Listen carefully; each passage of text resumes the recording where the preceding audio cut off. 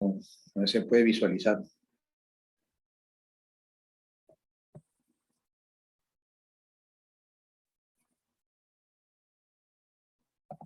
Primero vamos a tocar el tema de hipertensión endocrina.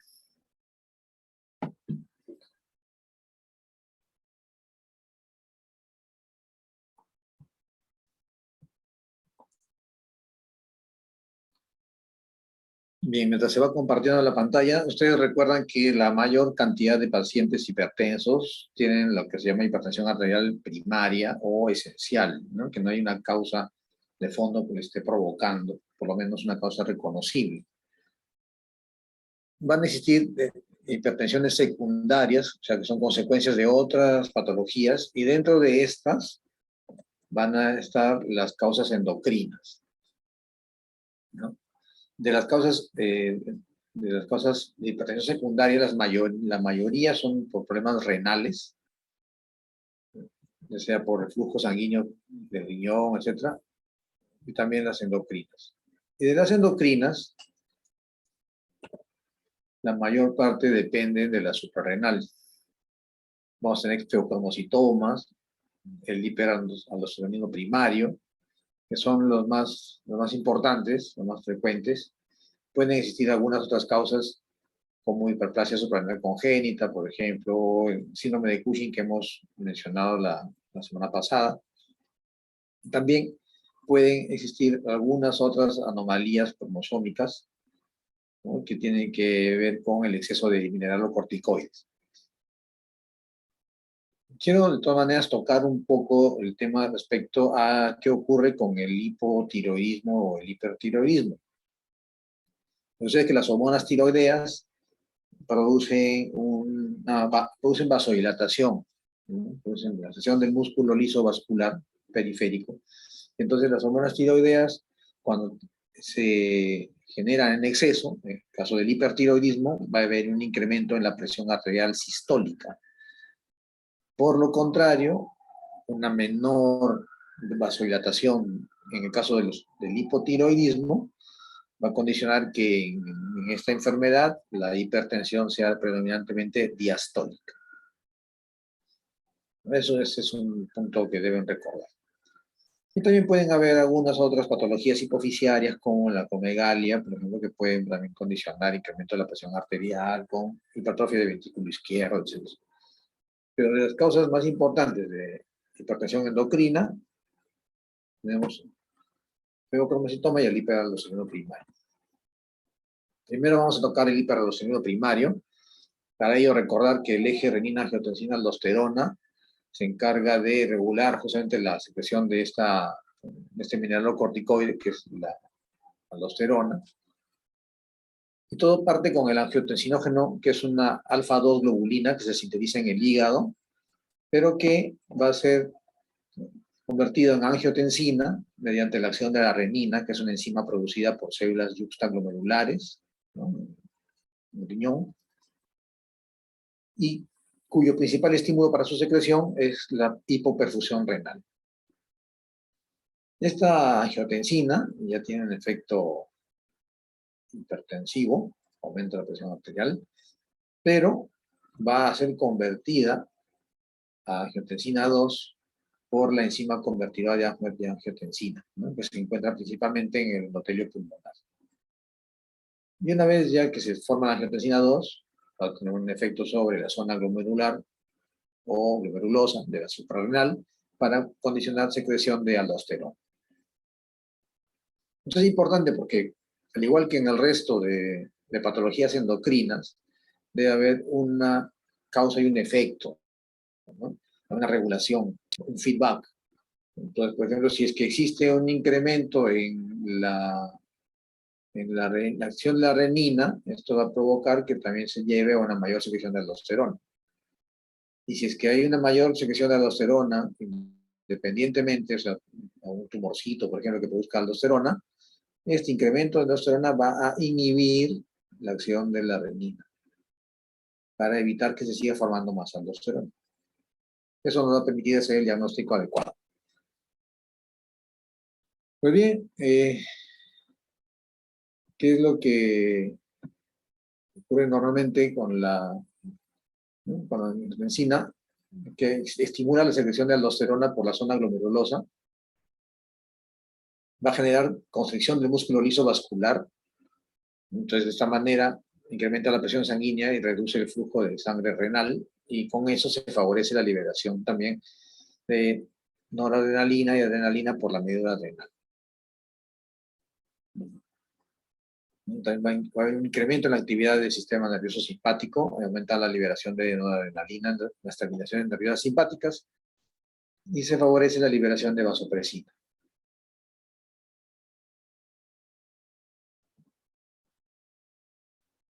Y la aldosterona, los efectos de la aldosterona son muy importantes que lo recuerden, porque la aldosterona va a tener un efecto principalmente en la reabsorción de sodio en el tubo contorneado distal, y va a intercambiar este sodio que reabsorbe por potasio e hidrógeno.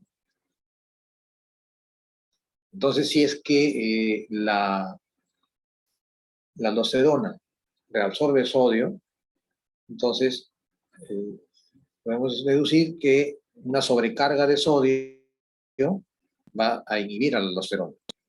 Igualmente puede estar inhibida por la secreción de péptido bacteriano natriurético, también la acción de la dopamina. Pero van a haber estímulos para la secreción de aldosterona, como son justamente el eje renina-angiotensina-aldosterona, o sea, más importante. Una caída del nivel de potasio sérico también va a estimular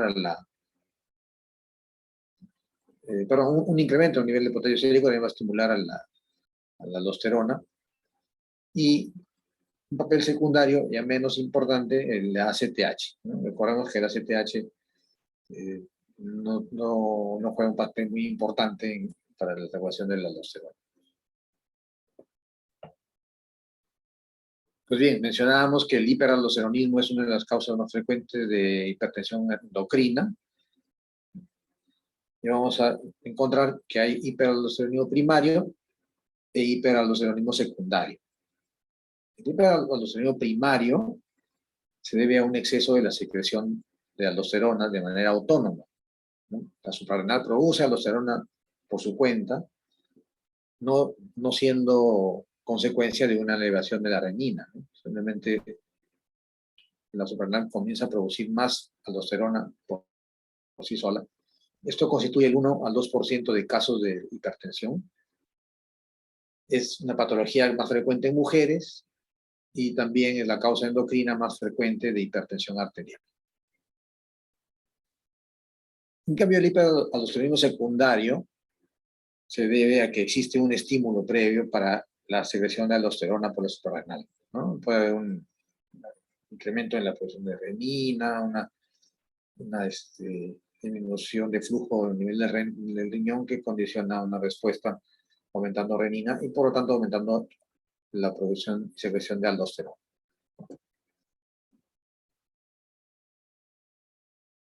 Aquí podemos ver una comparación entre los cuadros de hiperaldosteronismo primario y secundario. Como mencionaba, el hiperaldosteronismo primario se ve que hay un incremento en la producción de aldosterona por la suprarrenal, y este incremento de secreción de aldosterona va a inhibir la actividad de renina plasmática. En cambio, en el hiperaldosteronismo secundario, la aldosterona va a estar incrementada, pero sí hay una actividad de renina plasmática incrementada que está haciendo que se eleve esa aldosterona. Entre las causas del hiperaldosteronismo primario tenemos el aldosteronoma, que es el tumor secretor de aldosterona, que se llama síndrome de Cohn. También puede haber hiperaldosteronismo primario idiopático, cuando hay hiperplasias micro y macronodulares bilaterales. Una hiperplasia unilateral, cáncer de suprarrenal, un carcinoma suprarrenal puede estar provocando también secreción de aldosterona. Y también existe lo que se llama un hiperaldosteronismo primario remediable con glucocorticoides, que tiene un nombre propio llamado síndrome de Sutherland. Los voy a mencionar en las siguientes diapositivas. Ya en cambio, algunas muestras de hiperaldosteronismo secundario, tenemos la hipertensión arterial hiperreninémica, pacientes que tienen síndromes edematosos, síndrome de Bartter, nefropatía perdedora de sal. Pero la causa de hipertensión endocrina principalmente es el hiperaldosteronismo primario. Entonces, el adenoma, secretor de aldosterona, el aldosteronoma, también llamado síndrome de Cohn, es la causa más frecuente de hiperaldosteronismo primario y es más frecuente en mujeres entre los 30 a los 50 años.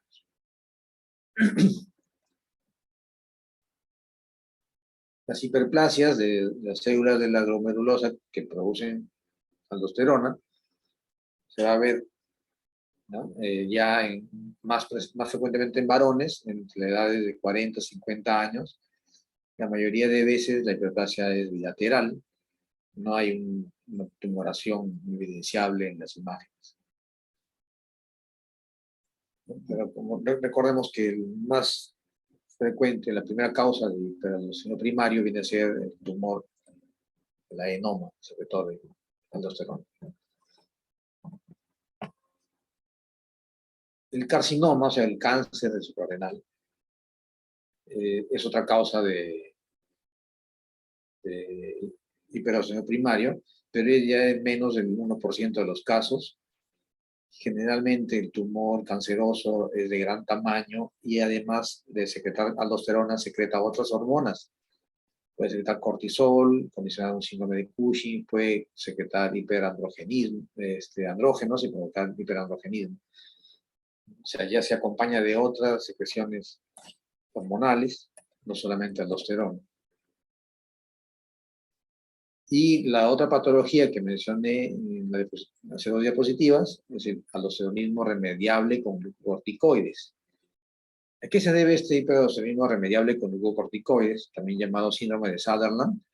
Pues hay que, por una patología autosómica dominante, existen células secretoras de aldosterona, pero que no están ubicadas todas en la capa, en la zona glomerulosa, sino están en la zona fasciculada. Y la zona fasciculada responde bastante a la acción de ACTH. Entonces, las células que producen aldosterona ubicadas en la zona fasciculada, ¿no?, van a comenzar a producir más mineralocorticoides regulados por ACTH. Entonces, ¿cómo frenar al ACTH? Dándole corticoides. Si da corticoides, eso disminuye, inhibe al ACTH y por lo tanto ya hay una menor estimulación de las células que secretan aldosterona y que están ubicadas en la zona fasciculada. Por eso se llama aldosteronismo remediable con glucocorticoides. En este esquema podemos ver que hacia la izquierda está la luz del túbulo renal, la orina, y hacia la derecha está el vaso sanguíneo. Entonces, para mantener las cargas neutras, en neutro, la célula del tubo contenedor distal va a absorber sodio, va a eliminar potasio e hidrógeno. Luego estos dos sodios que han sido reabsorbidos de la orina ingresan al vaso sanguíneo y los intercambia por el potasio y el hidrógeno que van a ser eliminados posteriormente. Entonces, un incremento en la acción de la aldosterona va a permitir que se eleve el sodio, que disminuya el potasio y disminuya el hidrógeno. Y eso es bastante fácil de recordar. Cuando encuentren una triada parecida, deben ya estar pensando en que hay un efecto mineralocorticoide importante. Y justamente eso va a provocar el cuadro clínico característico del hiperaldosteronismo. Típicamente es una hipertensión arterial con una diastólica mayor de 100 milímetros de mercurio. Por un mecanismo de escape que no se entiende muy bien todavía, no hay edemas, pero por el incremento de la reabsorción tubular de sodio, vamos a encontrar hipernatremia. Y debido a la pérdida renal de potasio, vamos a encontrar hipocalemia. Y la hipocalemia va a provocar debilidad muscular, fatiga, calambres, parálisis muscular en algunos casos. También la hipocalemia puede provocar poliuria, polidipsia, alteraciones en el electrocardiograma Y al tener mayor cantidad de sodio en el intravascular, pues va a jalar agua hacia el intravascular, expandiendo el volumen plasmático.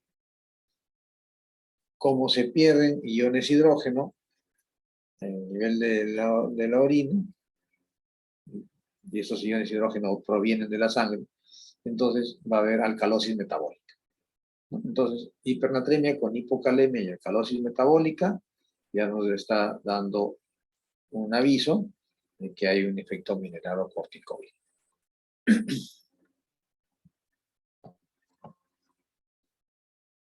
Las pruebas de laboratorio son características, ¿no? Vamos a encontrar hipocalemia. Si uno le dosa el potasio urinario, va a encontrar que está aumentado. Va a haber aumento del sodio en sangre, hipernatremia, con alcalosis metabólica. Hay pérdida de iones de hidrógeno y aumento de reabsorción de iones de bicarbonato. Y se encuentra que la secreción de los andrógenos y los glucocorticoides están normales, no están afectadas. Realmente el problema es del mineralocorticoide. ¿En quiénes debe hacerse el screening? O sea, a cualquier persona se le debe pedir pruebas para descartar hiperleucemia primario. Pues no, no es así. ¿A quién le pediríamos? Pediríamos primero a un paciente que tiene hipertensión arterial con hipocalemia severa, pero que no esté usando diuréticos, ¿no? Los diuréticos de por sí pueden provocar hipocalemia. Entonces, si el paciente tiene hipertensión arterial más hipocalemia, perdón, severa, sin estar usando diuréticos, o tal vez usa diuréticos a dosis muy bajas, entonces sí, ese paciente merece hacerse un descarte de hiperaldosteronia. Puede ser también un paciente con hipertensión arterial moderada o severa, sin tratamiento y que tenga la presión por encima de 160 con 100 milímetros de mercurio. Hipertensión arterial en presencia de un incidentaloma suprarrenal. El incidentaloma suprarrenal se denomina así al cualquier hallazgo encontrado en la suprarrenal. Realmente es una tumoración encontrada en la suprarrenal, pero sin haber estado buscándola, ¿no? Por ejemplo, le pueden pedir, se encuentra un tumor en la suprarrenal en un paciente que ha sido atropellado, ¿no? Le toman una tomografía para ver si hay hemorragia en el abdomen y le encuentran un tumor en la suprarrenal. O cuando se está evaluando por otra causa, le encuentran que en la suprarrenal hay un tumorcito. Entonces, eso se llama incidentaloma suprarrenal. Entonces, si tenemos un hipertenso y encontramos que tiene un bultito en la suprarrenal, también debe descartarse que ese tumor esté secretando aldosterona. Si es una hipertensión arterial refractaria al tratamiento, más de 3 medicamentos y a pesar de eso no baja la presión, entonces también es indicativo de hacer el descarte. Si es un hipertenso que está en edad temprana, es un hipertenso joven, menos de 30 años, o hipertenso con historia familiar de inicio temprano, ¿no? O tenía familiares jóvenes que han presentado accidentes cerebrovasculares, también nos puede hacer pensar que podría tener un hipertensionismo y debería someterse al descarte. Y también, si es que existe hipertensión arterial y además tenemos una historia familiar de hipertensión primario en los familiares de primer grado. Entonces también ahí deberíamos hacer el descarte de hiperaldosteronismo primario. ¿Cómo se hace el diagnóstico? Primero, se suspende la medicación antihipertensiva, unas 2 a 4 semanas antes, se suspende la medicación y si es que por ahí se comienza a perder potasio, se debe reponer el potasio en vía oral y el manejo de la presión arterial idealmente se debería hacer con dosazocina o con prazosina.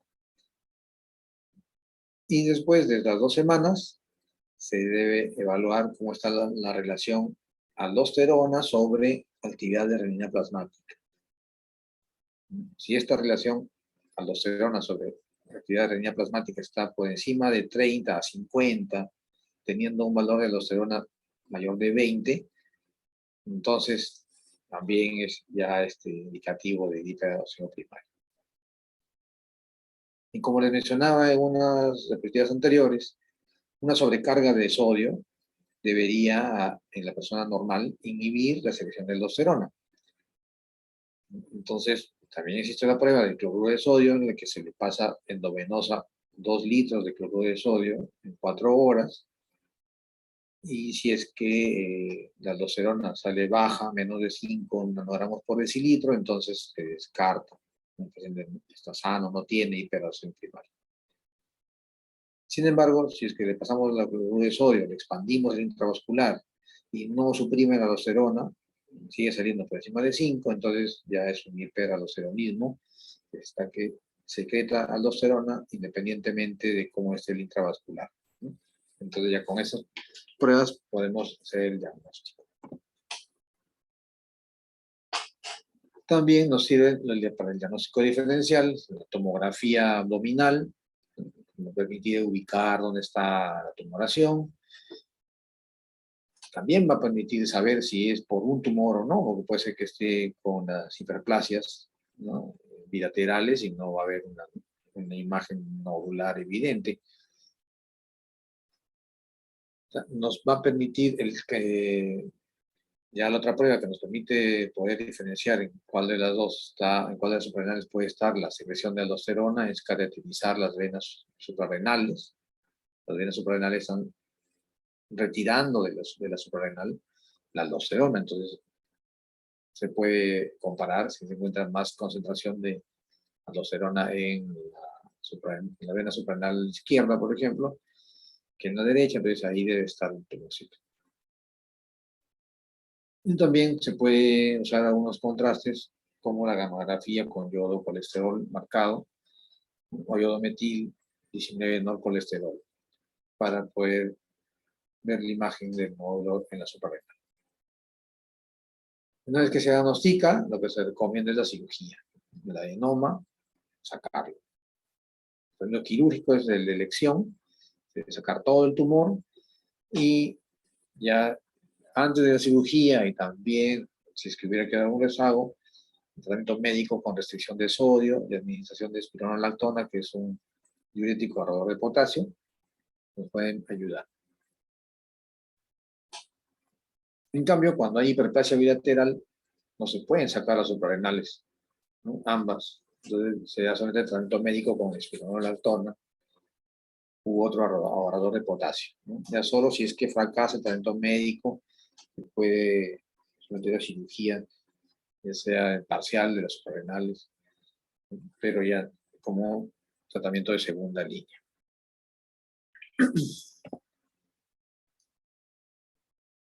La otra causa endocrina de hipertensión arterial importante es el feocromocitoma. Los feocromocitomas son tumores que van a sintetizar y van a secretar catecolaminas, procediendo de las células cromafines del sistema nervioso simpático, ¿no? Vamos a encontrar en la médula suprarrenal, en los ganglios simpáticos también. Cuando se ubican en los ganglios, se le llama paragangliomas, y son causantes del 0.1% de casos de hipertensión arterial, o sea, 1 por 1000 de casos de hipertensión arterial se deben a feocromocitomas. Son más frecuentes encontrarse en la cuarta, quinta década de vida, es decir, entre los 30 y 50 años, y es más frecuente en mujeres ligeramente con respecto a los varones. Estos feocromocitomas son denominados por algunas entidades como el tumor del 10%, porque el 10% de ellos son malignos, el 10% son bilaterales, el 10% se encuentran fuera de las suprarrenales, el 10% son múltiples, el 10% son familiares y el 10% de feocromocitomas también son en niños. Por eso es que se le llama el tumor del 10%.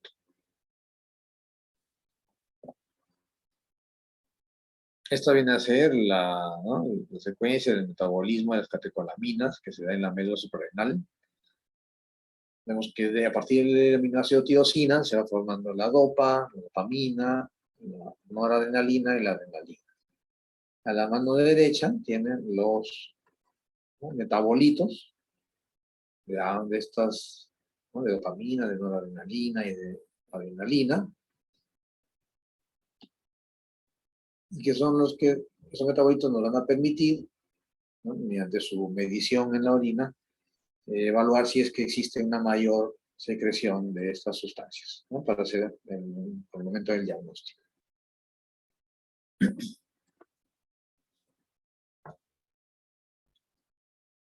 Pues bien, si es que hay una mayor secreción de catecolaminas, el cuadro clínico que se va a presentar es fácilmente reconocible. Vamos a tener palpitaciones, taquicardia, eh, cefalea, que puede ser pulsátil, puede ser sudoración. La hipertensión arterial también del fibrocarcinoma es muy lábil, rápidamente se eleva, entonces puede tener hipertensión arterial súbitamente. El paciente puede estar irritable, puede tener nerviosismo, en algunos casos por vasoconstricción de la circulación esplácnica puede haber dolor abdominal, se puede evidenciar constipación, ¿no? Estreñimiento. Cuando uno lo examina, puede tener hipertensión arterial que está sostenidamente elevada, o puede haber también paroxismos, ¿no? Ortostatismo y edema pulmonar, no cardiogénico. Como es una presión arterial muy lábil, pueden haber eventos precipitantes, ¿no? Como por ejemplo el ejercicio, la anestesia, hacer un examen clínico, una palpación abdominal muy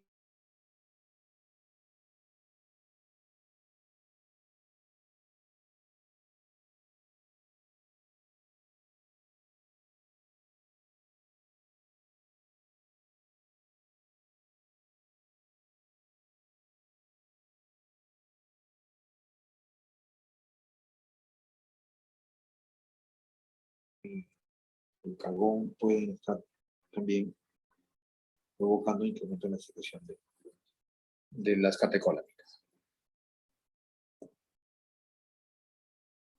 Aquí en este cuadro se pueden ver muchos otros, ¿no? Muchas otras manifestaciones, el cuadro clínico de la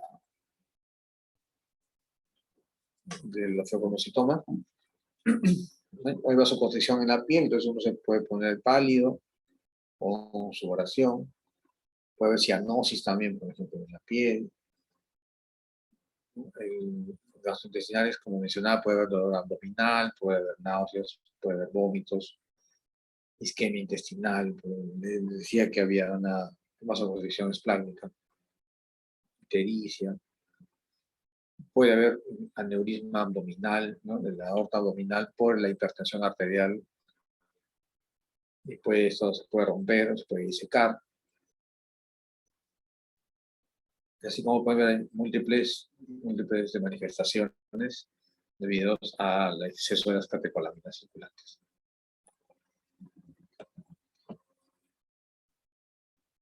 Y en aquel paciente que es tratado de hipertensión arterial, pues en buena hora, pero puede haber pacientes que no han sido diagnosticados adecuadamente, pueden tener hipertensión arterial, pero no están diagnosticados de fibrocarcinoma. Precisamente en ellos, la causa de muerte tiene que ver con eventos cardiovasculares, ¿no? Tenemos infarto de agudo de miocardio, un accidente cerebrovascular, arritmias, shock que no revierte, insuficiencia renal. Mencionaba el aneurisma disecante de la aorta, también un síndrome de dificultad respiratoria aguda con edema pulmonar no cardiogénico. Todas estas cositas que son las causas de muerte más frecuentes en aquellos pacientes que tienen fibrocarcinomas que no habían sido diagnosticados. Muchas veces se encuentra recién en la necropsia.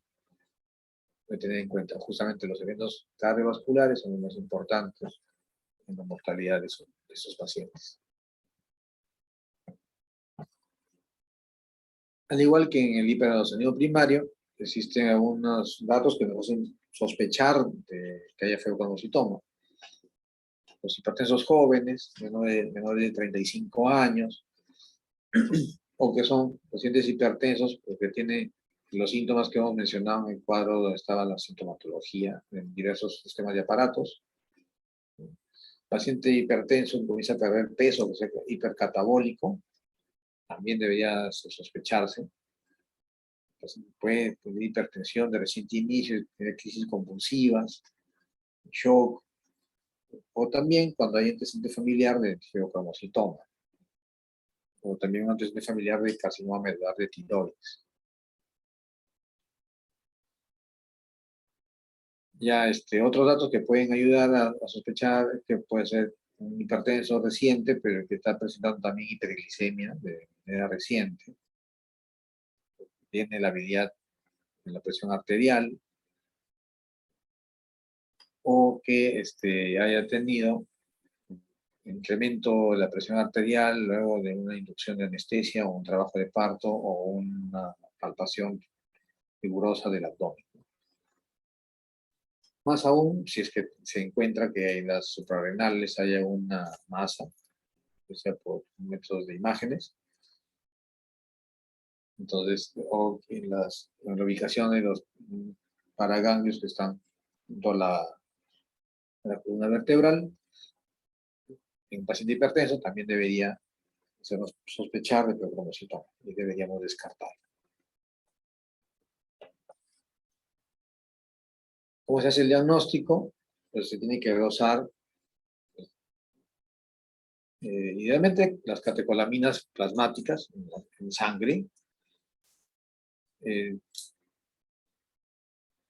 Tiene que haber para ello tener bastante cuidado que no esté consumiendo medicación que pueda interferir con las mediciones, por ejemplo la levodopa, nitritos, nitrocruciato, metildopa, minofilina, etanol.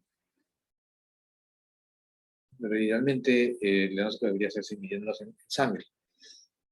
También puede medirse en orina, ya los productos de degradación de las catecolaminas, las metanefrinas totales, las catecolaminas libres totales también, que pueden ser detectadas en el momento de la crisis aguda.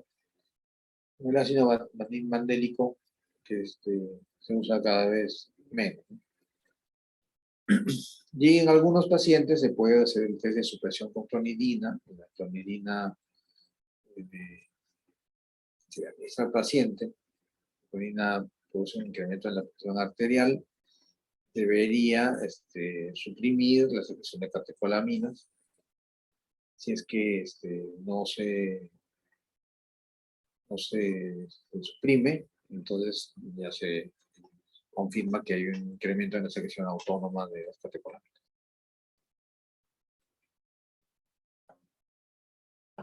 El tratamiento también es quirúrgico, ¿no?, de elección, salvo que haya metástasis del tumor, entonces ya no sería indicado. Y lo que se recomienda es que debería ya prepararse desde 2 semanas antes el paciente con el uso de antihipertensivos, ¿no? Tenemos el bloqueo alfa-adrenérgico primero, que es fundamental recordar que primero se debe bloquear, ¿no?, el alfa, porque si se bloquea primero el beta, el efecto alfa va a predominar y eso va a generar vasoconstricción y va a incrementar más la presión arterial. Entonces, primero se bloquea el alfa con fenoxibenzamina y ya debería evaluarse, estar como te veo cercano en la cirugía, si es que hay un incremento en la presión arterial, si es que hay crisis hipertensivas, entonces se da tratamiento con fentolamina endovenosa. Una vez que ya está bloqueada el alfa-adrenérgico, se procede a bloquear el beta, ¿no? Beta bloqueadores, ya propanolol, puede ser endovenoso o vía oral, si es que hay taquicardias, la frecuencia está por encima de 120 por minuto. Y también ya se puede utilizar antagonistas receptores alfa,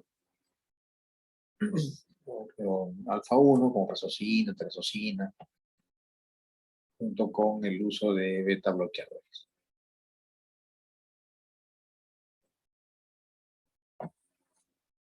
Bien. Esa es la clase de hipertensión endocrina. Voy a pasar a presentar ahora otra clasecita que es relativamente corta, que es de los síndromes glandulares autoinmunes, endocrina múltiple y la hipoplasia suprarrenal congénita. Al final vamos a tener la respuesta a las dudas si es que hubiera. Muy bien, esta mixtura de patologías incluyen una variedad de problemas similares que han sido agrupados, ¿no? Ya sea que existen varias neoplasias o que existen deficiencias en la secreción de algunas hormonas por causa autoinmune. Entonces, los síndromes poliglandulares autoinmunes, como su nombre lo dice, incluye asociaciones de múltiples desórdenes endocrinos que tienen etiología autoinmune. Va a existir un síndrome poliglandular autoinmune tipo 1 y un tipo 2. A veces el tipo 2 en algunos textos los encuentra subdivididos, pero muchas veces prefieren solamente dividirlos en dos porque no hay mayor beneficio de seguir subdividiendo este tipo de cosas. Y existen múltiples patologías autoinmunes que no siempre están incluidas o descritas típicamente en estos síndromes poliglandulares autoinmunes, ¿no? Se puede ver más. Por ejemplo, el vitiligo. Vitiligo no es una patología de una glándula endocrina, más que todo es una patología dérmica, pero autoinmune.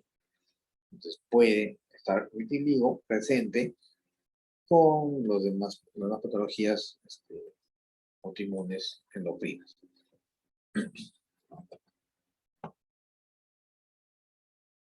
El síndrome poliglandular autoinmune tipo 1 va a incluir fundamentalmente candidiasis mucocutánea, hipoparatiroidismo y adrenalitis autoinmune. La adrenalitis autoinmune es la insuficiencia renal autoinmune, o sea, una enfermedad de Addison. Se va a incluir candidiasis autoinmune, enfermedad de Addison y también el hipoparatiroidismo. Adicionalmente, pueden existir alteraciones en las gónadas por causa de autoinmune, el hipogonadismo en mujeres, más frecuente que en varones.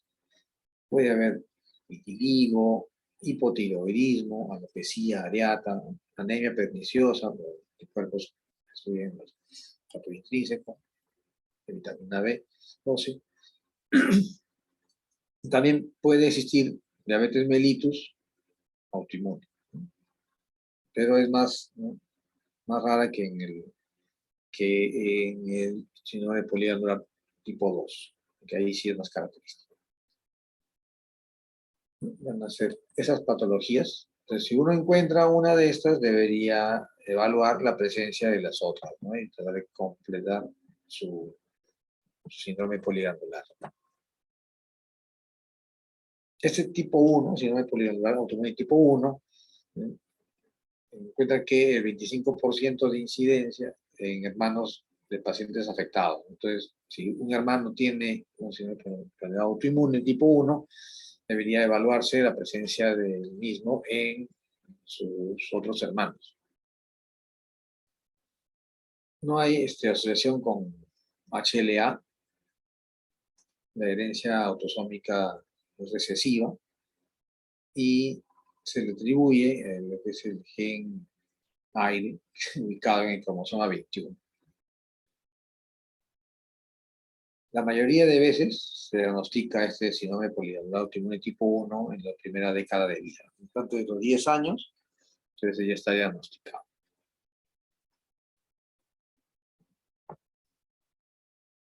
El síndrome poliglandular autoinmune tipo 2 es denominado síndrome de Schmidt. Este síndrome tipo 2 o síndrome de Schmidt incluye la enfermedad de Addison, o sea, adrenalitis autoinmune, que es la patología más frecuente en este síndrome. La enfermedad tiroidea autoinmune. La enfermedad tiroidea autoinmune, sabemos nosotros que no solamente es Hashimoto es un hipotiroidismo autoinmune, también puede ser enfermedad de Graves, que es una patología también autoinmune de la tiroides. Entonces, una enfermedad tiroidea autoinmune, o puede ser también que no tenga alteración en función de la tiroides todavía, pero se le encuentran anticuerpos contra la tiroides. Eso define enfermedad tiroidea autoinmune. Puede estar en la fase eutiroidea, pero Ya eso sumado a artritis autoinmune y a diabetes mellitus tipo 1, que es de causa autoinmune, ya configuran al síndrome de Schmidt. Igual que en el tipo 1 puede haber hipogonadismo, puede haber anemia perniciosa, alopecia areata, vitíligo, también puede haber miastenia gravis. También puede haber hipoparatiroidismo, pero ya es en mucho menor frecuencia que en el síndrome poligandular tipo 1. La herencia, en este caso, sí es de autosómica dominante asociada a protipos HLA, DR3, DR4. A diferencia del síndrome poligandular tipo 1, en el que no había asociación con HLA.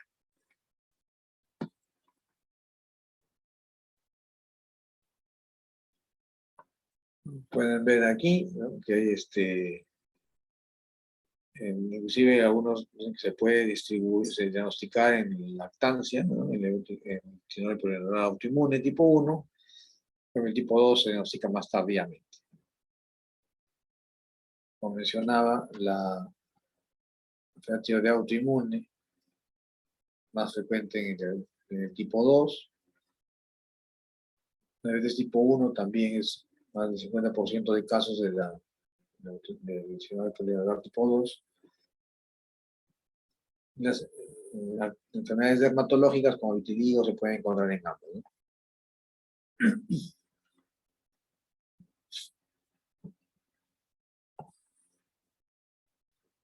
Bueno, el diagnóstico y el tratamiento va. Primero tenemos que sospecharlo para hacer el diagnóstico. Si no lo sospechamos, no vamos a hacer las pruebas necesarias para hacer el diagnóstico correcto. Entonces, primero sospecharlo y ya luego pedir pruebas para diagnosticarlas de manera temprana. El tratamiento de reemplazo hormonal se va a dar de cada patología, ¿no? No es por eso que uno dice, pero ¿para qué vamos a englobar, si no es poligandular autoinmunes, y da lo mismo tratarlos por separado que tratarlos todos juntos? Entonces, pero se tiene que tratar, ¿no? Hormonas tiroideas, por ejemplo, también insulina en el caso de diabético tipo 1, corticoides en el caso de que tienen enfermedad de Addison. Ya se debe el tratamiento de reemplazo de cada una de ellas. Y también es necesario vigilarlos a largo plazo, porque conforme pasan los años pueden ir apareciendo otras patologías autoinmunes que no estaban al inicio, pero como nosotros ya sospechamos que tiene un autoinmune, tenemos que estar atentos a ver en qué momento se presenta.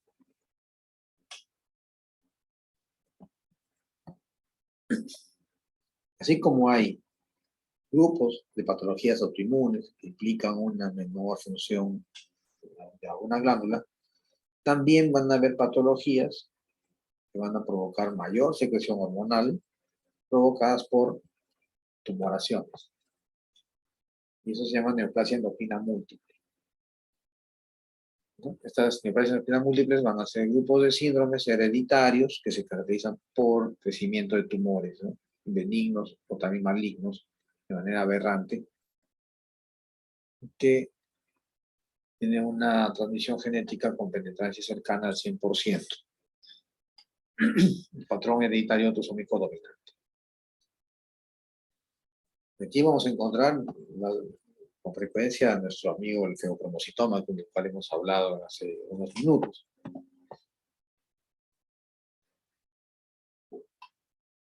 Y también existen neoplasia endocrina múltiple tipo 1, o neoplasia endocrina múltiple tipo 2, etc. Entonces, esta neoplasia endocrina múltiple vamos a abreviarla como MEN, más fácil. MEN 1, también llamado síndrome de Werner, incluye hiperparatiroidismo, ya no hipopara como en el síndrome glandular autoinmune, sino un hiperparatiroidismo, que viene a ser el 90% de los casos, la manifestación más frecuente presentada en este MEN 1.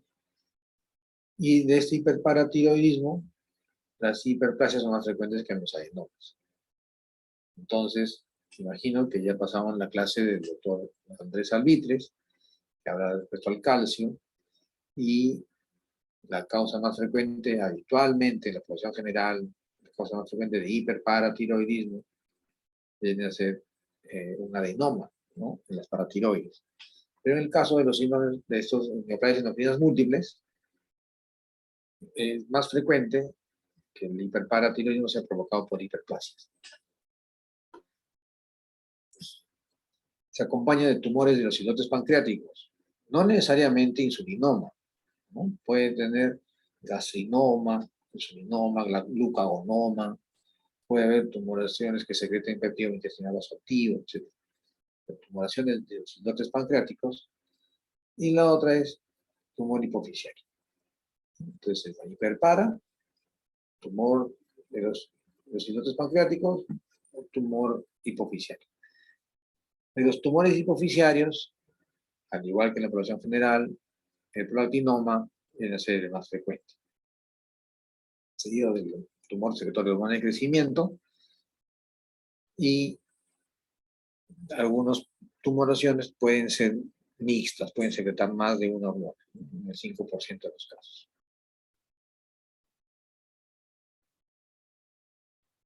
A veces puede acompañarse de otras tumoraciones, como tumor de células,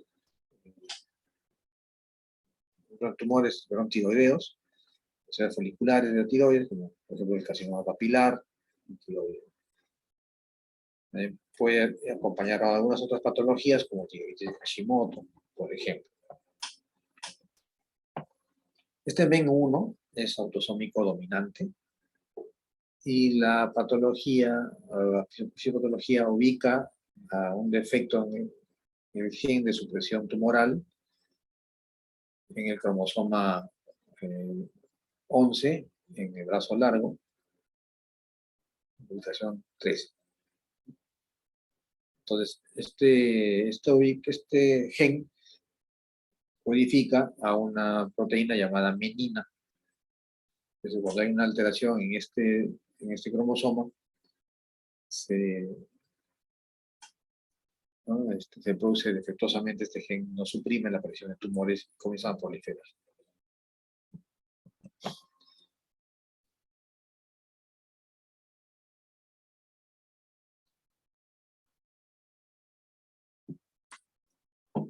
Muy bien, entonces encontramos que tienen una prevalencia entre 2 a 20 por cada 100.000 personas.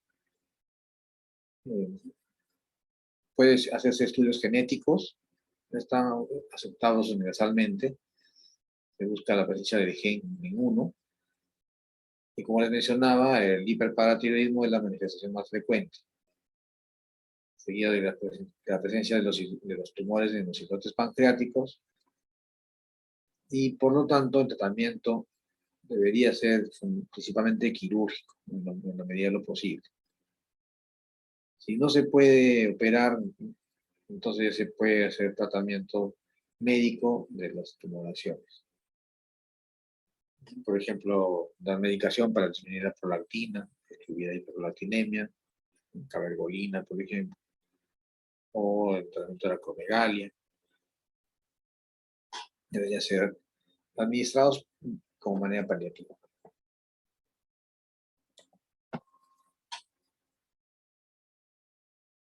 Pues, ahora, el MEN2, neoplasia endocrina múltiple tipo 2, ya incluye una asociación de feocarmocitoma con carcinoma medular de tiroides. Recordemos que el carcinoma medular de tiroides no se forma de las células de los folículos tiroideos, sino de las células que están en el intersticio. Son las células C, las células parafoliculares. Entonces, cuando proliferan estos tumores, carcinomas, se denominan carcinomas medulares de tiroides. Entonces va a haber asociación de feocarmocitomas con carcinoma medular. Generalmente está localizado, lo que se ubica, mejor dicho, este locus en la región pericentromérica del cromosoma 10, se llama un protoncogen red. Y ahí sí se recomienda hacer el screening de los familiares de primer grado, de los pacientes que están afectados por este MEN2. Entonces se buscan mutaciones de protoncogen red, midiendo en sangre periférica, ¿no?, buscando células de sangre periférica.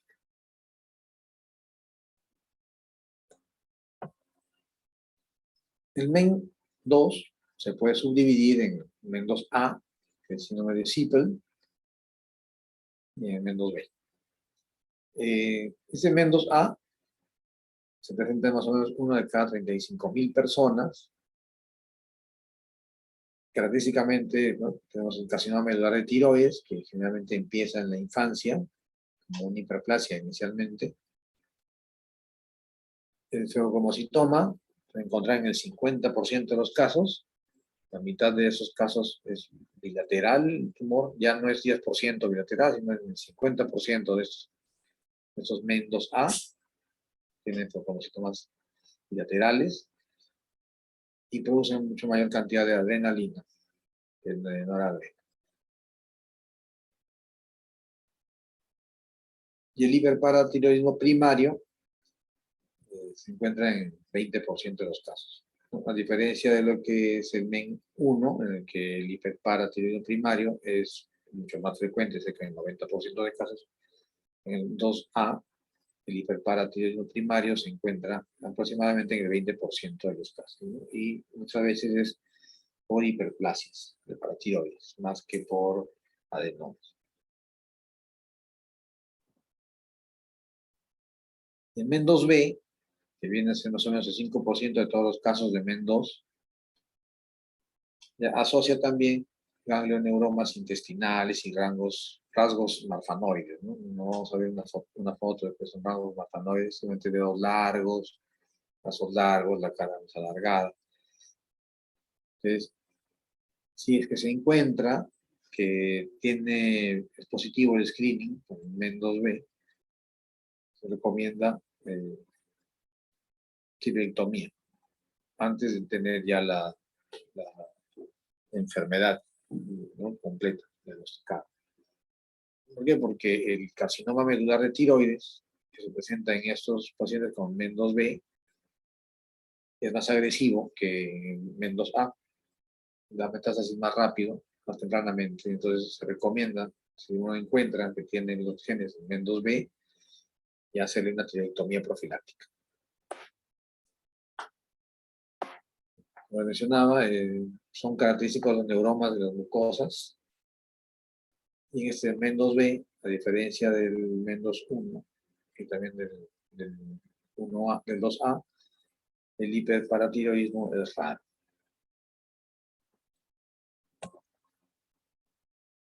¿No? Aquí tenemos más o menos la frecuencia de las manifestaciones. En el MEN2A, el carcinoma medular de tiroides se encuentra en el 80 al 100% de los casos. En el MEN2B, de todas maneras, hay carcinoma medular de tiroides en el 100%. El feocromocitoma siempre está presente cerca del 40% en el A y 50% en el B. Pero el hábito marfanoide se encuentra principalmente en el MEN2B y los neuromas también, ¿no? En el 100% de los casos. Esto viene a ser, ¿no? Una foto de una paciente que tenía neuromas en labios y en la lengua. Son como nódulos subcutáneos, pero son de que pertenecen, o están formados por el tejido perizonal, los neuromas, y también con facies marfanoides.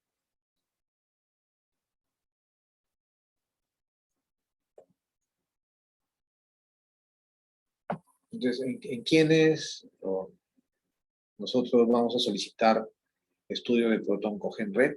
Una vez tenemos indicaciones claras.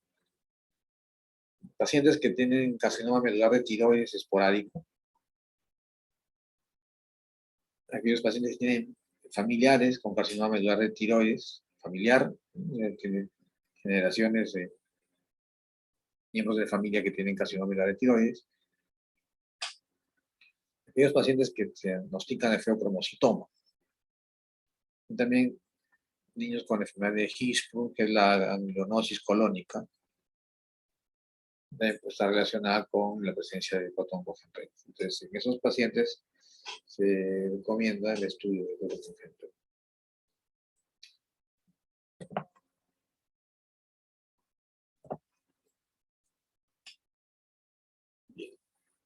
Y en cuanto a la hiperplasia suprarrenal congénita, que es la tercera de las mixturas que estamos viendo en esta clase, tenemos que recordar que son patologías que condicionan déficit de la esteroidogénesis suprarrenal.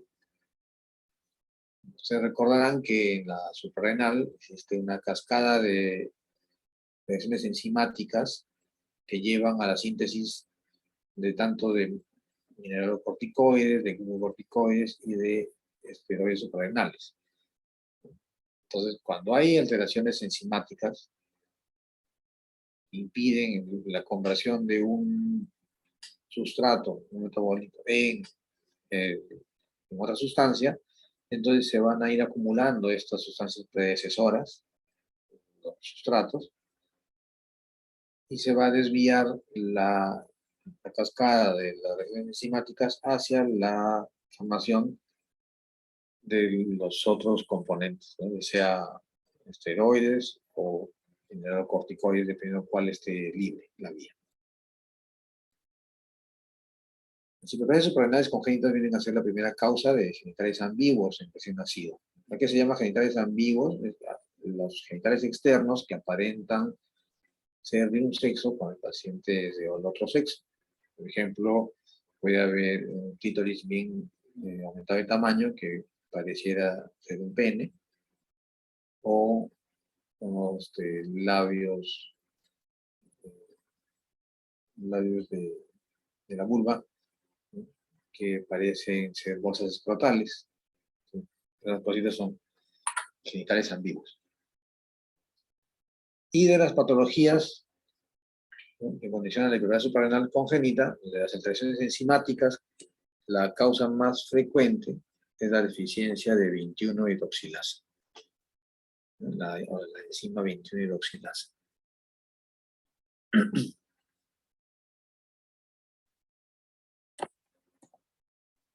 Aquí tienen lo que mencionaba de las secuencias enzimáticas que llevan a la formación de aldosterona, que es mineralocorticoide, de cortisona, o el cortisol, que son los glucocorticoides, también la formación de andrógenos suprarrenales, ¿sí? Esteroides suprarrenales. Entonces pueden ver que existen enzimas que son enzimas comunes en el paso de, por ejemplo, de pregnenolona a 17-hidroxipregnenolona, o de progesterona a 17-hidroxiprogesterona, la enzima es la misma, igual en el siguiente paso, o la 11-beta hidroxilasa, que es el P450 11-beta, que es una enzima común al paso de DOCA, que es la deoxicorticosterona, a corticosterona, y también transforma el 11-deoxicortisol en cortisol, ¿no? Y la enzima cuya deficiencia es la causa más frecuente de hiperplasia suprarrenal congénita, que es la 21-hidroxilasa, se encuentra aquí, mediando la conversión de progesterona a DOCA y también la de hidroxiprogesterona a 11-deoxicortisol. Entonces, por ejemplo, cuando se afecta esta enzima, la progesterona no puede ser convertida en DOCA y se desvía hacia la formación de 17-hidroxiprogesterona. Como esta no puede ser transformada en 11-deoxicortisol, se acumula y se desvía la cascada enzimática hacia la formación de los esteroides. Habiendo deficiencia de mineralocorticoide, deficiencia de glucocorticoides y aumento de los esteroides suprarrenales. Por ejemplo, aquí pueden ver genitales ambiguos, una hipertrofia de clítoris, la clitoromegalia, una fusión labio-escrotal y viridización de la uretra. Entonces, a simple vista pareciera ser un penecito. Realmente es un clítoris que está hipertrofiado.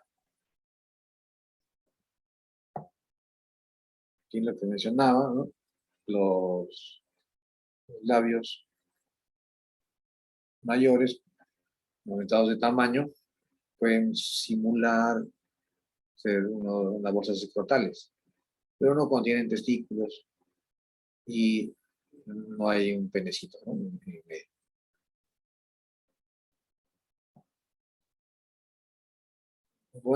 Pueden haber múltiples anomalías enzimáticas en cada una de esas enzimas que median los, la cascada de reacciones de la corteza suprarrenal. Sin embargo, tenemos que recordar tres que son las más comunes, las más frecuentes, que las voy a mencionar en la siguiente diapositiva. Pero como pueden ver, todas las enzimas implicadas en esta secuencia metabólica se podría afectar y dependiendo de cuál está afectada, se verá el cuadro clínico.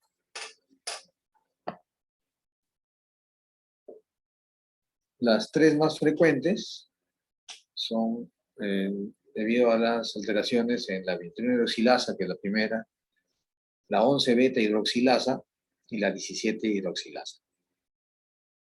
Son las tres enzimas afectadas con mayor frecuencia.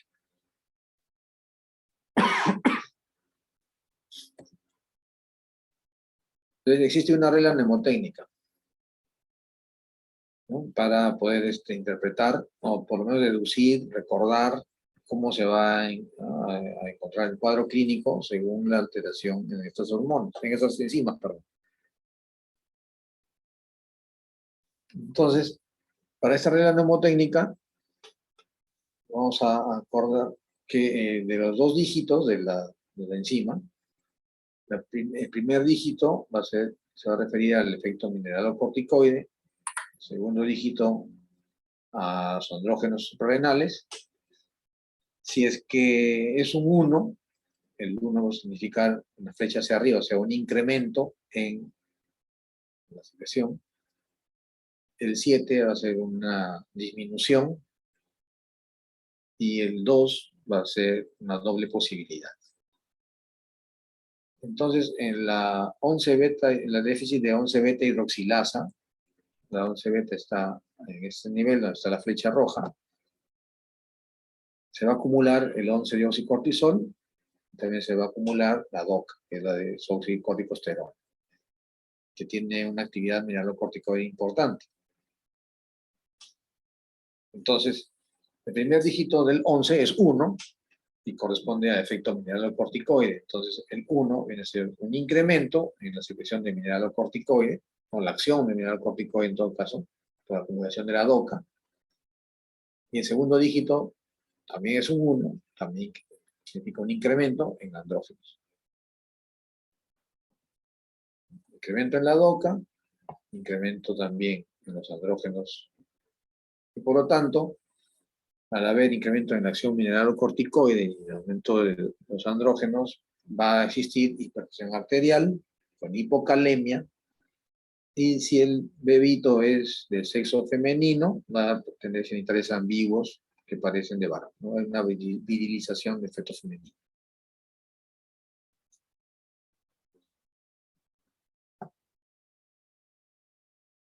Para el déficit de la 17 hidroxilasa, el primer dígito del 17 es el 1 implica un incremento, el primer dígito se refiere a la acción mineralocorticoide. Entonces, podemos ver ahí, cuando se afecta esta enzima, se va a desviar, ¿no?, los sustratos hacia la síntesis de mineralocorticoides, pero va a haber un impedimento para que pasen estas reacciones hacia la formación de andrógenos. Entonces, va a haber un incremento en la acción mineralocorticoide. El número 7, que es el segundo dígito que se refiere a la acción de los andrógenos, por ser el número 7 hay una disminución, ¿no? Entonces, va a haber disminución de andrógenos. Por lo tanto, si hay incremento de la acción mineralocorticoide y disminución de andrógenos, va a haber hipertensión arterial, también va a haber hipocalemia, pero si es un bebito de sexo masculino, por la deficiencia de andrógenos, los genitales van a aparecer de mujer, ¿no? Va a haber una menor desarrollo de los testículos, o de las bolsas escrotales y del peto, ¿no? Se va a feminizar el feto masculino.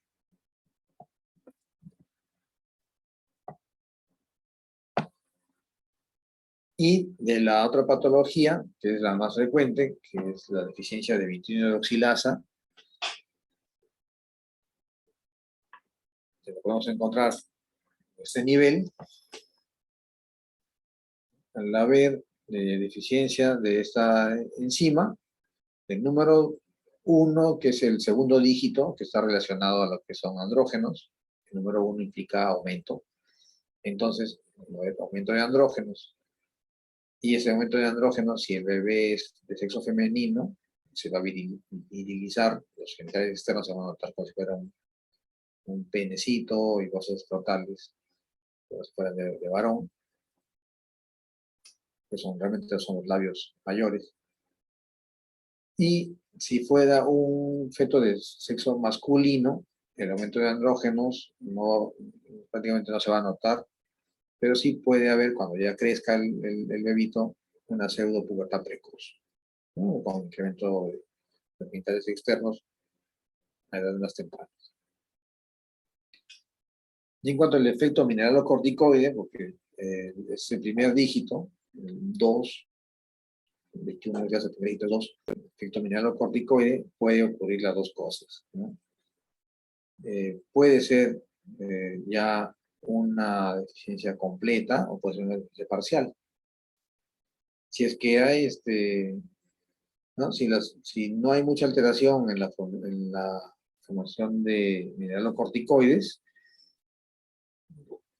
tal vez puede pasar desapercibido y ya solamente se darían cuenta en la etapa de la adolescencia, cuando hay una alteración en la diferenciación sexual, ¿no?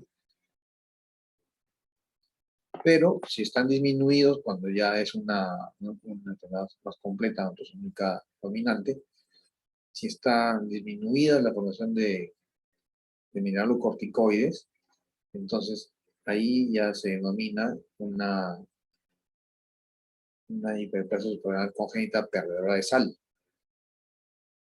Sería una deficiencia más severa de esta enzima, y el bebé en los primeros días de nacido comienza a presentar deshidratación intensa por poliuria, hay hipotensión arterial por falta de mineralocorticoides, puede hacer acidosis metabólica también, y el bebé inclusive puede fallecer si es que hay una deshidratación muy importante. Entonces, de esta manera, lo que se hace, se trata dándole corticoide para de esta manera ya frenar la formación o frenar la síntesis de aldosterona. Si no se trata, las mujeres van a crecer rápido en el primer año y van a presentar genitales externos virilizados. Y como crecen más rápido, también sus cartílagos de crecimiento van a cerrar más antes y van a tener talla baja. En cambio, los varones que tienen deficiencia de vinilo-hidroxilasa van a tener un crecimiento también acelerado, pubertad precoz, van a tener maduración de genitales externos y presencia de genitales de caracteres sexuales secundarios, inclusive más tempranamente.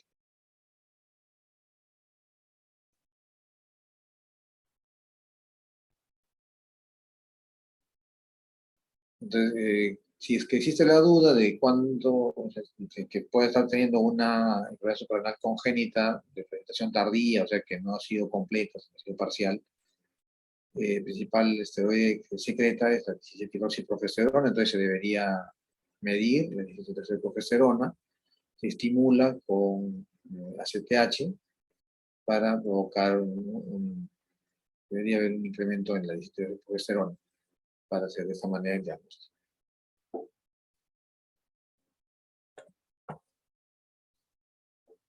La forma no clásica, que como le digo que es la parcial, puede diagnosticarse si en la adolescencia o en la adultez temprana, ¿no?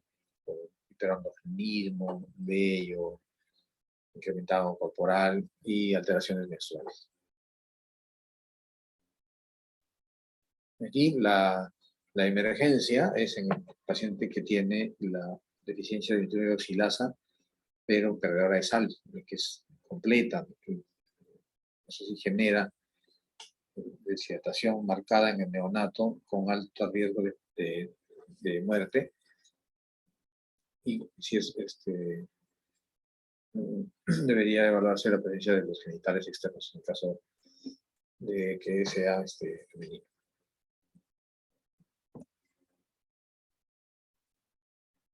Bien. Esa fue la segunda. Y para terminar, vamos a dar la clase de hipoglicemia. Es una clase pequeña y es más fluida también porque ya deben haberla tocado de refilón en otras clases o también en otros cursos, ¿no?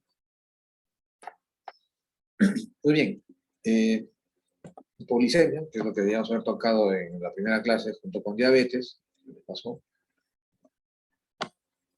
se define para la población general en una glucosa de menos de 50 miligramos por decilitro. Sin embargo, ya los síntomas de hipoglicemia se pueden percibir desde valores de 70, 75 miligramos por decilitro, ¿no? Esa es la población general. Ya vamos a ver que para el caso de los diabéticos, la definición de hipoglicemia es otra. Y característicamente ha sido descrita con la triada de Whipple, debido a que pueden existir algunos síntomas que uno puede creer que es hipoglicemia, pero que no lo es. Entonces, la triada de Whipple sí nos ayuda para confirmar que el paciente ha tenido hipoglicemia. Y eso se conforma por síntomas de hipoglicemia, es decir, clínica, hipoglicemia clínica. Hipoglicemia confirmada en el laboratorio por análisis y que además tiene respuesta terapéutica al momento de administrarle dextrosa. De esta manera sabemos que el cuadro clínico que está teniendo es por la hipoglicemia. Les pongo un ejemplo. Los pacientes que tienen síndrome coronario agudo, un infarto, por ejemplo, pueden tener una reacción de sudoración fría por la vasoconstricción periférica, pueden tener desesperación, nerviosismo, palpitaciones, y alguien no entrenado puede sospechar que está haciendo una hipoglicemia. Se mide la glucosa y se encuentra que está normal. Entonces no cumple el TDA de Whipple, ¿no? De esa manera, para eso sirve el TDA de Whipple, para confirmar el caso de hipoglicemia. Los síntomas son parecidos. Y les mencionaba que para el caso de los diabéticos, ya se define hipoglicemia como todos los episodios en los que la glucosa está por debajo de 70 miligramos por decilitro. Puede haber síntomas o no, pero si se confirma que está por debajo de 70 ya es hipoglicemia. ¿Por qué es importante mantener los niveles adecuados de la glucosa en sangre? Primero, porque de toda la glicemia que tenemos circulando, el 80% va al cerebro y el 20% restante de la glicemia se va para el resto del cuerpo. Se capta en los músculos, en el hígado, ¿no? En otros lugares, ¿no? En los demás órganos. En el cerebro no se requiere la presencia de proteínas transportadoras. Perdón, no se requiere insulina para ingresar. Solo es suficiente con la presencia de las proteínas transportadoras. En cambio, a nivel del músculo, ¿no? La mitad de la glucosa que ingresa depende de la acción de la insulina, otra mitad no. Esto es precisamente porque el sistema nervioso central es muy susceptible a la falta de glucosa y por lo tanto debería tener la forma más fácil de poder aprovechar los niveles de glucosa que ingresen a las células del sistema nervioso, ¿no? Por eso que no se requiere otra insulina, simplemente las proteínas transportadoras. Se mencionaba que el cerebro no es capaz de reemplazar este sustrato, ¿no? Por otro. Entonces, se vuelve muy susceptible de tener una disfunción cuando los niveles de glucosa caen. Y los niveles son complejos, ¿no? Para poder nivelar la glucosa, va a intervenir una cascada de reacciones de hormonas contrarreguladoras para poder elevar las cifras de la glicemia.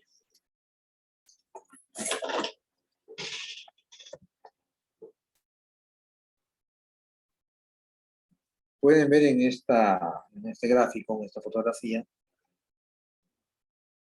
que cuando los niveles de glicemia comienzan a disminuir y están por 70, por ejemplo, ¿no?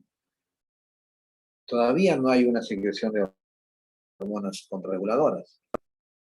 El primer cambio hormonal en respuesta a la hipoglicemia no va a ser la secreción de hormonas que elevan la glucosa, sino va a ser la supresión de la secreción de insulina. Esa es la primera respuesta hormonal frente a la hipoglicemia. Se deja de secretar insulina para que la glucosa no siga bajando. Y si a pesar de eso los niveles de glucosa siguen bajando, entonces ya comienzan a secretarse las hormonas contrarreguladoras, que son las que elevan la glucosa. Que tenemos el glucagón, la epinefrina, la hormona de crecimiento, el cortisol. Y si los niveles de glucosa siguen bajando, ya puede presentarse una alteración cognitiva. Pérdida de conciencia, o puede haber habla incoherente, puede haber algún tipo de alteración producto de la falta de glucosa en el sistema nervioso.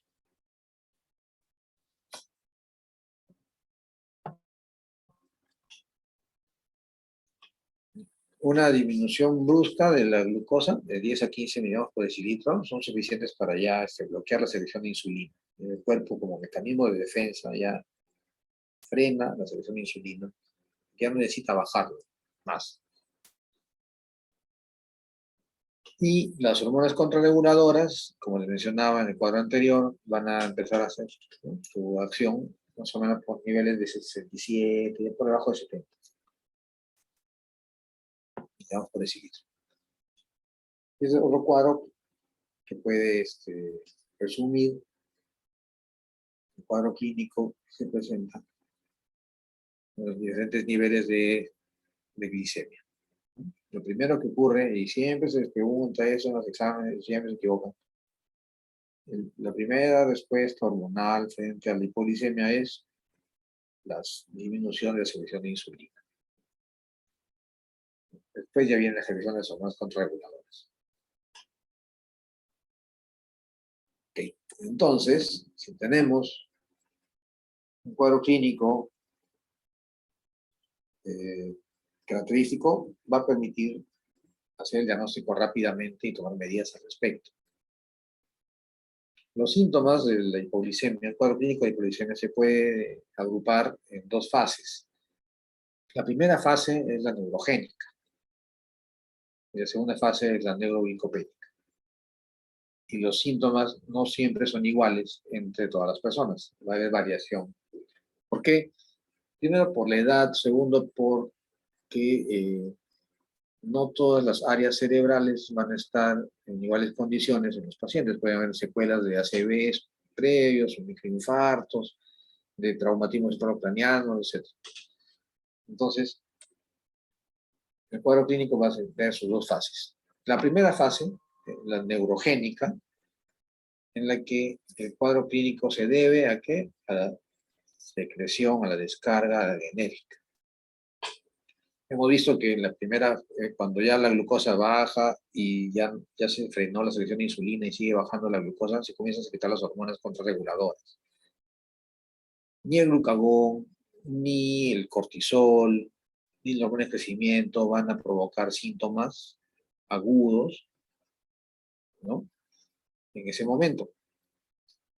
Pero las catecolaminas sí van a provocar síntomas. Entonces, la primera fase se va a caracterizar por la descarga adrenérgica y los síntomas debidos a ella. Síntomas colinérgicos fisiológicos y que van a incluir nerviosismo, sudoración fría, porque hace vasoconstricción, puede verse con ese pálido, puede tener palpitaciones, ansiedad, sensación de hambre por la versión colinérgica. Este cuadro clínico es muy importante porque el paciente le tiene más miedo a este cuadro de hipoglicemia que a la hiperglicemia, porque la hiperglicemia no me da muchos síntomas. Pero este cuadro clínico, el paciente es sumamente traumático, y por eso es que los pacientes tienen temor de volver a presentarlo. Y por lo aparatoso que es, permite que el paciente se dé cuenta que la glucosa está bajándose más de la cuenta, puede pedir ayuda, o él mismo puede tratarse, puede comer para que eso pase. Entonces, la primera fase, que es la neurogénica, tiene un cuadro clínico que permite que el paciente reconozca que está entrando en hipoglicemia y que rápidamente pueda ser tratado. Pero si los niveles de glucosa siguen bajando, ya van a entrar en una fase de neuroglicopenia, es la segunda fase. Y ahí los síntomas no son producto de secreción adrenérgica, sino que son productos de la falta de la glucosa a nivel del sistema nervioso central. Y entonces pueden existir, además de esos múltiples más, sofocación, confusión, puede estar cansado, puede ver doble, diplopia, puede tener dificultad para hablar, ¿no? Puede tener disartria, dislalia. Mencionaba que puede bajar demasiado también la glucosa y provocar convulsiones, puede haber ataxia, ¿no? Puede haber delirio, múltiples manifestaciones que ya está sufriendo el sistema nervioso central. ¿Qué es lo que ocurre en los pacientes que tienen hipoglicemias repetidamente? Si uno tiene episodios de hipoglicemia a cada rato, entonces la primera fase, que es sumamente importante para que se reconozca que está pasando algo, se va perdiendo. Los síntomas ya no se van presentando en la intensidad y en la duración habituales, sino cada vez son menos intensos y de corta duración. Entonces el paciente con mayor rapidez puede pasar a la fase neuroglicopénica, ¿no? En otras palabras, se va reseteando en la primera fase de los síntomas con los episodios repetidos de hipoglicemia. Afortunadamente, esta fase se puede recuperar una vez que los niveles de glucosa mejoran, ¿no? Pueden pasar unas 2 o 3 semanas con niveles de glucosa que ya están bien y se va recuperando esta fase, ¿no? de los síntomas adrenérgicos.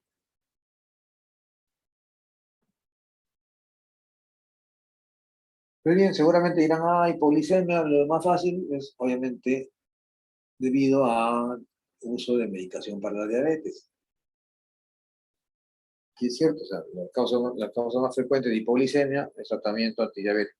Puede ser por efecto de la insulina, o por efecto de sulfonilurias, glibenclamida, glimetilida, por ejemplo. Ya sea un tratamiento eh, instaurado, conocido por el paciente, o puede haber una administración oculta de insulina o sulfonilurias como gesto suicida, por ejemplo, ¿no?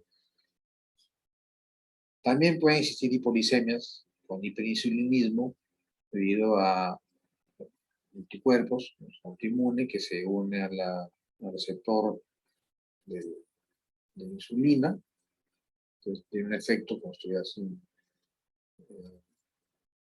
efecto constante de insulina con hipoglicemia. Puede haber hipoglicemia anunciada por pentamidina, que destruye células beta, se libera la insulina, y eso genera la disminución de la glicemia. Y también puede haber tumores de las células beta pancreáticas que producen insulina, los llamados insulinomas. Entonces, la idea es medirse la glucosa y dosar insulina en simultáneo, ¿no? Entonces, en hipoglicemia se le mide la glucosa, se le mide la insulina. La insulina se lleva al laboratorio, si no la hacen en el hospital, se lleva a un otro centro, pero la idea es ver cómo está la insulina en ese momento para poder clasificar. Puede haber hipoglicemia también, pero sin hiperinsulinismo, es decir, la insulina no está elevada, la glucosa está baja, pero no hay exceso de insulina en sangre. ¿Qué es lo que ocurre ahí? Es que seguramente hay deficiencia de alguna de las hormonas que suben la glucosa. Por ejemplo, hipocortisolismo, suprarrenal. Puede haber alteraciones a nivel de la hipófisis, puede haber hipopituitarismo, con menor secreción de hormona de crecimiento, con menor secreción también de ACTH, que actúa sobre el suprarrenal. Puede ser que el paciente esté sometido a ayuno prolongado, ¿no? Inanición, por ejemplo. Eso es más frecuente en niños. Puede ser que el paciente tenga una disfunción hepática severa, o sea, una cirrosis, por ejemplo, en la que hay una menor cantidad de depósito de glucógeno y por lo tanto menor degradación del mismo. Entonces, puede haber hipoglicemia, pero la insulina está suprimida. Y también el otro órgano que se encarga también de la gluconeogénesis es el riñón. Entonces, también insuficiencia renal crónica, también tendencia a hipoglicemias, pero sin hiperinsulinismo. Y además, ¿por qué? Porque la insulina tiene, en la falla renal, tiene un incremento en el tiempo de vida media. Puede haber una cantidad pequeña de insulina en sangre, pero está actuando por mucho más tiempo. Y eso condiciona la hipoglicemia. Entonces, el hipotiroidismo también puede provocar hipoglicemia, sobre todo cuando es severo, porque las hormonas tiroideas también sensibilizan las catecolaminas y de manera indirecta elevan la glucosa.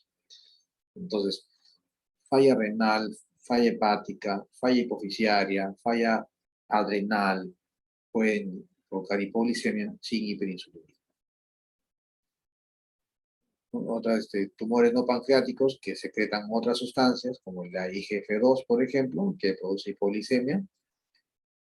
Entonces, ya no es culpa de la insulina se suprime. Es una hipoglicemia sin hiperinsulinismo. Y errores innatos de metabolismo también, que se nace con alguna alteración enzimática que provoca, entre otras cosas, tendencia a hipoglicemia como parte del cuadro clínico. Galactosemia, por ejemplo. Esto de aquí también son hipoglicemias sin ayunas. Entonces, de estas hipoglicemias, el paciente ha comido todo, debería reconocerse, por ejemplo, el diabetes oculta. La diabetes oculta es una, ¿cómo les puedo explicar? Ya. En los pacientes con diabetes, inclusive antes de hacerse el diagnóstico, lo primero que ocurre es un retraso en el pico de secreción de insulina. Entonces, cuando los pacientes están predispuestos o tienen una diabetes y no se han enterado todavía, o están predispuestos a hacer diabetes, puede encontrarse que después de unas 2 horas o 3 horas de haber consumido el alimento, la glucosa está más baja de lo que estaba antes de empezar a comer, ¿no? Entonces, hacen hipoglicemia a las 2 o 3 horas debido a que ha habido un pico retrasado en la secreción de insulina. Eso de ahí no es en ayunas, es después del alimento. También puede la alimentaria, la hipoglicemia sin ayunas alimentarias es cuando hay un vaciamiento gástrico rápido, parecido a lo que es el síndrome de Dumping, que produce también una secreción rápida de insulina y que condiciona hipoglicemias. Sí, ¿no? Son las que deberían recordar. Después también ya hay otros casos como la galactosemia que mencionaba, que también puede tener hipoglicemia tanto en ayunas como después de los alimentos. Y recién nacido de madre diabética, que cuando la mamá tiene diabetes, hay un incremento en la glicemia del bebé y de la madre a la vez, pero el páncreas del bebé produce insulina para bajar esa glucosa, ¿no? Que la madre le ha pasado por el cordón umbilical. Sin embargo, al momento del nacimiento, se corta el cordón umbilical, ya no recibe aporte de glucosa por la sangre, sino que el bebé tiene que comer, lactar para poder mejorar su glicemia. Y el exceso de insulina que tiene en la sangre de este bebito hace que los niveles de glucosa bajen más de la cuenta. Entonces tiene un recién nacido de madre diabética, el bebé a veces lacta, pero a pesar de que ha lactado, los niveles de glucosa bajan. Entonces debería ser evaluado en una unidad de neonatología por lo menos unos días. Es una resonancia magnética que encuentra una tumoración pancreática. El paciente fue dotado de un insulinoma, fue operado ya hace 20 años. Y el tratamiento de la hipoglicemia va a depender de si es leve o si es que ya es severa. Si la hipoglicemia es leve, el paciente está despierto y puede comer, lo recomendable es que coma. Y si no está despierto, hay trastorno de conciencia, entonces lo indicado es dar dextrosa endovenosa. La idea esta es nivelar los valores de glucosa en sangre para que no sufra el sistema nervioso central. El tratamiento de emergencia va a incluir la administración de dextrosa endovenosa, pero dextrosa concentrada, no dextrosa 5%, sino que se requiere bolos de un poco volumen y alta concentración de dextrosa. Por eso que el bolo inicial debería ser de 25 a 50 mililitros de dextrosa al 50%. Si no se encuentra dextrosa al 50%, se debe colocar 4 ampollas que equivalen a 80 mililitros en total, porque cada ampolla es de 20 mililitros. 4 ampollas son 80 mililitros de dextrosa al 33%, que nos está dando una cantidad similar a lo que aportarían los 25 a 50 mililitros de dextrosa al 50%. Entonces, se debe colocar eso en bolo, ¿no? En la vena directamente, y después de eso ya se le debe colocar la vía con su dextrosa al 5% o al 10% para que continúe cayendo, goteando constantemente, y si el paciente ha despertado, que coma, ¿no? Debería comer. Asimismo, debería evaluarse factores compensantes. Es diferente que un paciente tenga hipoglicemia porque no desayunó y se puso su insulina, a que el paciente esté hiporéxico porque tiene una infección, tal vez no la ha reconocido todavía, y que esté comiendo menos porque se siente mal. Y usando la insulina se le baja más de la cuenta, ¿no? Puedes buscar factores compensantes, puede ser una infección de partes blandas, una infección en el pie o una infección urinaria, etc. También como tratamiento de emergencia, ojalá que ya llegue acá al país, no sé cuánto tiempo no hay, es el uso de glucagón intramuscular. Puede ser 1 miligramo intramuscular o subcutáneo. Esto hace un efecto 10 a 20 minutos y el efecto de esto, elevar la glucosa, por lo menos por 1 a 2 horas. Entonces ya el paciente una vez que se ha despertado, ya puede comer, ya puede estar precavido de que no vuelva a bajar los niveles de glucosa. Entonces siempre se recomienda una vez que se despierta, reiniciar la vía oral. Si es que no, si es que uno considera que debería el paciente quedarse hospitalizado por más tiempo, por ejemplo, en un paciente de insuficiencia renal y que ha tomado una medicación como una sulfonilurea, que le va a durar más tiempo de lo habitual en sangre, entonces ya se debería pues, proceder a hospitalizar, colocar la vía y garantizar que esté consumiendo alimentos por vía oral, para que los niveles de glucosa no vuelvan a bajar.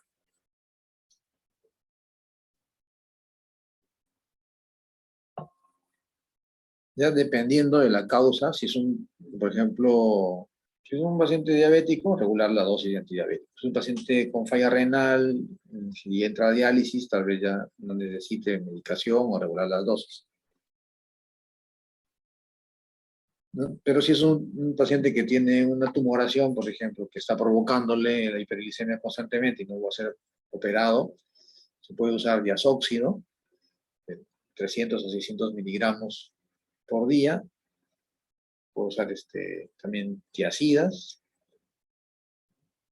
va a tener algunas molestias como meteorismo, distensión abdominal, etc. Hirsutismo y edema. También puede usarse verapamilo, que es un bloqueador de canales de calcio, ¿no?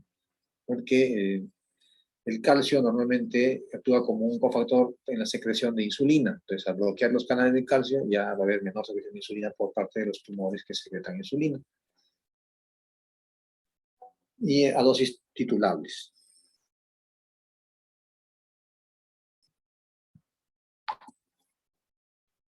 Y el eutrotie también puede ser utilizado como es un análogo de somatostatina, 50 microgramos 2 veces por día, su efecto es limitado,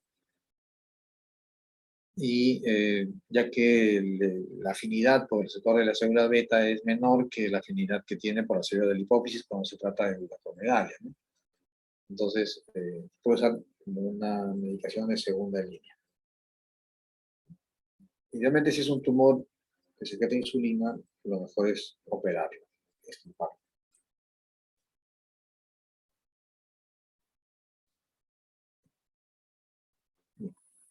Gracias.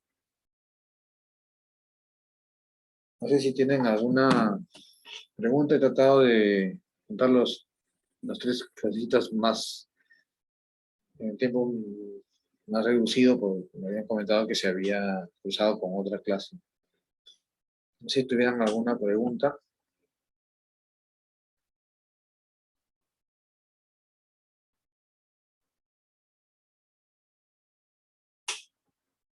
¿Ninguna? ¿Están ahí todavía? En el chat.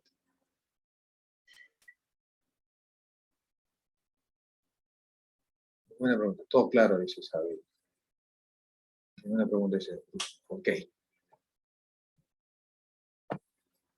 Bueno, pues esta vez ha sido así. El curso ha sido reducido a la mitad de horas, así que ya nos adaptaremos para la siguiente vez. Bien, entonces si no hay ninguna pregunta, ya se puede dar por terminada la sesión de hoy.